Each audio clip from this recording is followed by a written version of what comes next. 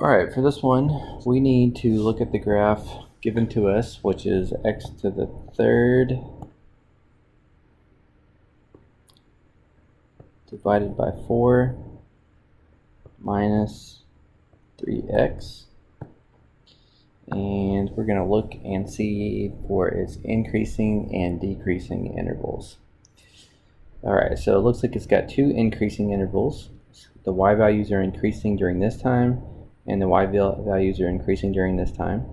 It looks like that's negative infinity to 2, and then again 2 to infinity. And then this one segment in between, the y values are going down. So it's decreasing from negative 2 to positive 2. Okay, so that's all we can really do at an Algebra 2 level.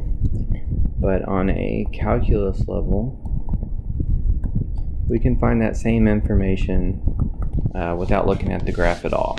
So in the end, we need to see that our answers are consistent there. Alright, so I can find my critical numbers by setting the derivative equal to 0. So let's go ahead and apply the power rule to half the derivative. And just find the critical numbers by setting that equal to 0 and solving. So we can add over the 3, multiply both sides by 4, divide both sides by 3, divide both sides by 3, there we go. And we can take the square root of both sides. So easy mistake to make there, just to say that x is 2, but anytime you take the square root of both sides you need plus or minus. So my critical numbers are positive 2 and negative 2. That is where the derivative equals 0. So that's where the slope of the tangent lines would be horizontal. And it's likely where it's changing from increasing to decreasing. Not a guarantee, but very likely. Okay, so of all my x values, I like to visualize this on a number line. Could be changing directions at 2, and it could be changing directions at negative 2. So I need to figure out what's going on here, what's going on here, and what's going on here. Is the graph going up or down for each of those? So another way to say is the graph going up or down is to say is its derivative positive or negative. So I'll pick a number in this interval. Doesn't matter what you pick, but try to pick something kind of easy and plug that into the derivative.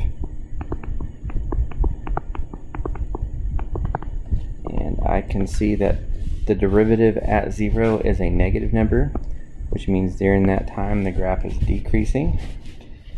At 2, that's a critical number, so it may still be decreasing after 2, but there's a chance, since there's a horizontal tangent line there, that it is switching to increasing.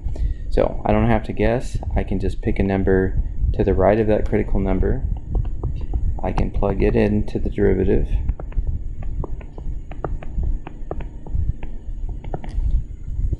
Let's see, that would be 9 times 3 is 27 fourths minus 3, and let's see, 3 is the same thing as 12 fourths, so 25 fourths.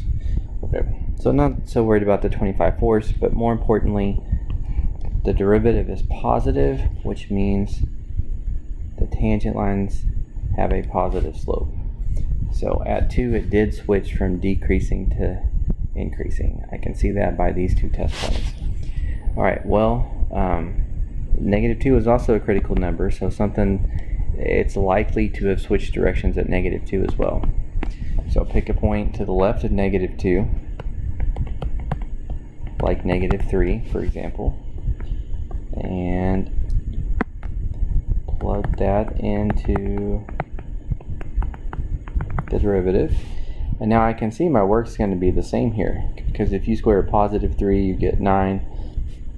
If you square a negative 3, you're going to get 9. So I know I'm going to get the same thing here, a positive. So if the derivative is positive in that interval, then the graph is increasing. So back to what we saw on the graphs at the very beginning. the graph had two places where it was increasing, negative infinity to negative 2, and then again later at 2 to infinity. And then in between we had this section that was decreasing, and it started decreasing at negative 2, and it continued to decrease to positive 2.